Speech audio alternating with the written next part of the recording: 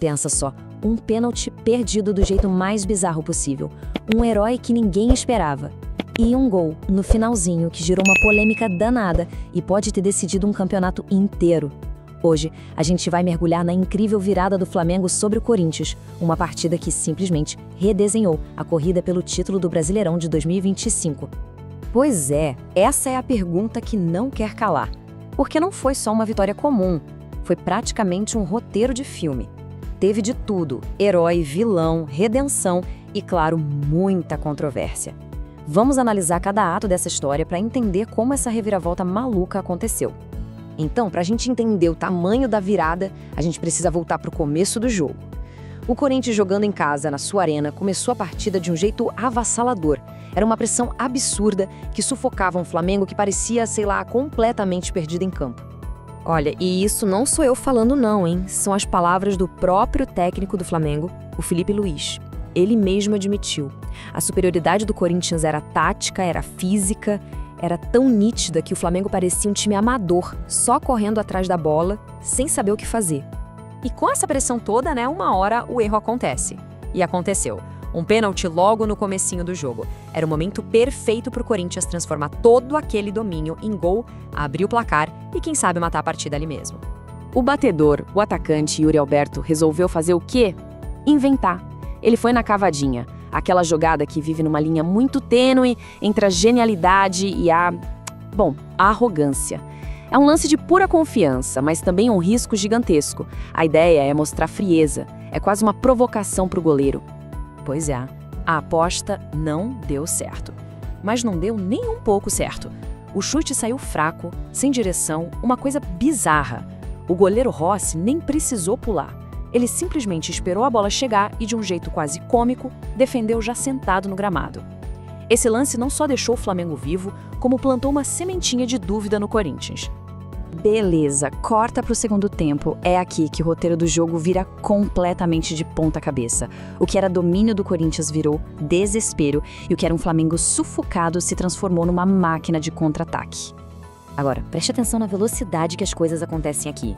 Mal começa o segundo tempo, com 1 minuto, gol do Yuri Alberto, numa busca clara de redenção. Mas a resposta do Flamengo? Imediata. 8 minutos depois, gol de empate. E o golpe de misericórdia, a virada, vem aos 87. Tudo num piscar de olhos. Aquele gol do Yuri Alberto foi um desabafo, sabe? Ele chorou na comemoração, tirou um peso enorme das costas depois daquela falha grotesca no pênalti. Naquele momento, parecia que a justiça estava sendo feita. Mas no futebol a gente sabe, né? A alegria pode durar muito, muito pouco. Porque aquele gol de empate do Flamengo foi mais do que só um gol. Foi um soco no estômago do Corinthians. Ele transferiu toda a pressão, toda a responsabilidade para o time da casa. E o Flamengo, que estava morto no primeiro tempo, de repente sentiu o cheiro de sangue e percebeu que a vitória era totalmente possível.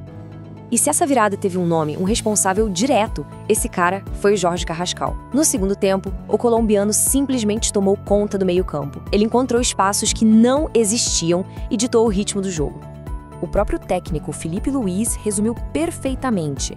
Carrascal foi a chave que destravou o jogo para o Flamengo.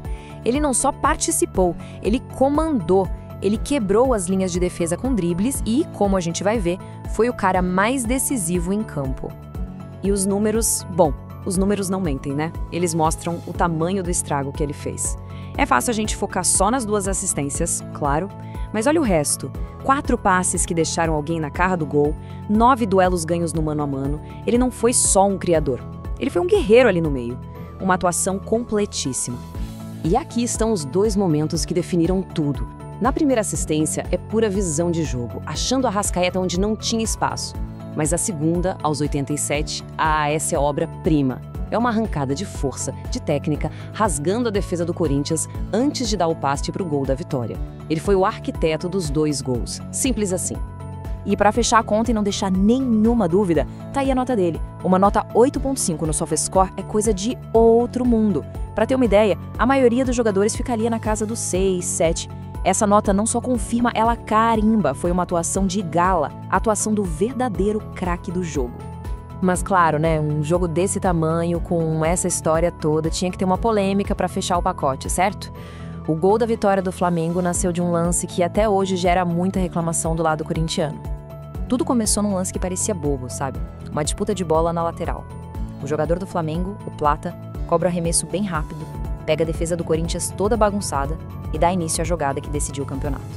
E aí fica a grande briga, né? A bola era do Corinthians ou não? De um lado, o técnico Dorival Júnior do Corinthians, esbravejando, dizendo que foi um erro claro e simples da arbitragem.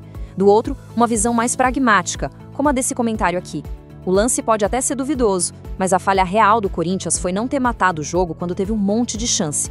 A culpa foi do árbitro ou da própria incompetência do time? É uma discussão que não tem fim.